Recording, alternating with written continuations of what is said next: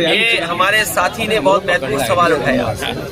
BHU में इस तरह की घटना कई बार घटी है और यहाँ की बेटियां या बहनें बहुत असुरक्षित महसूस करती हैं। समय समय पे उन्होंने एडमिनिस्ट्रेशन को बताया है, चाहे वो यूनिवर्सिटी का एडमिनिस्ट्रेशन रहा हो या पुलिस एडमिनिस्ट्रेशन को, कि किस तरीके से यहाँ पर उनके साथ घटनाएं घटती हैं। हाल ही में जो घटना हुई है एक बेटी के साथ, हमें दुख है इस बात का कि जो सनातन धर्म की बातें करते हैं उसी दल के लोग निकले उसके अंदर, और जो सबसे बड़ा दावा करते हैं सनातन धर्म का, उनके साथ सभी अपराधियों की और दोषी लोगों पे जिन पे आरोप है उनकी तस्वीर निकली। आप नहीं जानते कि बीजेपी के सभी नेताओं के साथ उनकी तस्वीर निकली।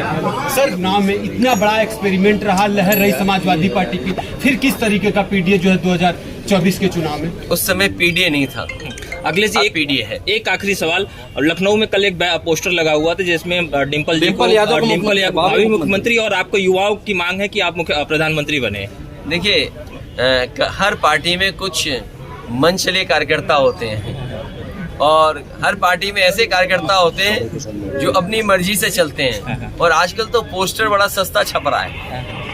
पहले बहुत महंगा छपता था, इधर छपाई बहुत सस्ती हो गई है, इसीलिए अगर उसकी भावना ऐसी है तो उसके लिए काम बहुत करना पड़ेगा। अच्छा, ऐसे कार्यकर्ताओं को सलाह ये है कि पीडीए का पन्ना पढ़ें, पीडीए के रास्ते पर समाजवादी पार्टी को मजबूत करें। अच्छा, स्वामी प्रसाद मौर्य जी को लेकर क्या बयान है? क्या देखिए, मैं पत्रकार साथियों से भी कहूँगा और पत्रकार साथियों के माध्यम से मैं बीजेपी के लोगों से भी यही कहूँगा कि पत्रकार साथियों के माध्यम से जानबूझ करके स्वामी प्रसाद मौर्य या समाजवादी पार्टी के नेताओं को उलझाएं नहीं, क्योंकि अगर स्टेटमेंट्स की बात हुई है तो बहुत सारे बीजेपी के नेताओं ने भी बहुत स्टेटमेंट खराब दिए हैं। क्या हम और आप सीता माँ के बारे में ये सोच सकते हैं कि वो टेस्ट ट्यूब बेबी हैं?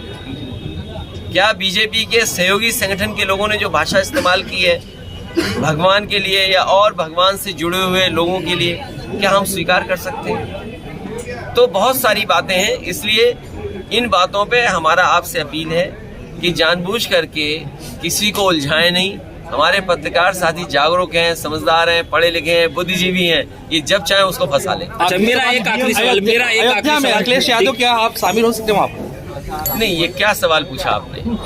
ये सवाल ही नहीं समझ में आ रहा मुझे। में अगर समाजवादी पार्टी मुखिया आपको अगर निमंत्रण दिया जाता है तो क्या उस कार्यक्रम में? मेरे बनारस के पत्रकार साथी भगवान के लिए, दर्शन के लिए, मंदिर जाने के लिए न्योता चाहिए आपको? जब कभी मैं बनारस आया हूँ या मैं दर्शन करने गया हूँ भोले बाबा के या मंदिर का, क्या मुझे न्योता मिला था वहाँ से? किस जमाने से मैं आ रहा हूँ वहाँ? और यहाँ जितने लोग खड़े हैं ये बताओ, आप जाते हो दर्शन करने, क्या आप न्योता से जाते हो क्या? जब भगवान बुलाएंगे तब हम अपने आप चले जाएंगे। और ये हमारे देश की तो परंपरा ऐसी है कि कुछ लेट के जाते हैं, कुछ गोल गोल घूम के जाते हैं।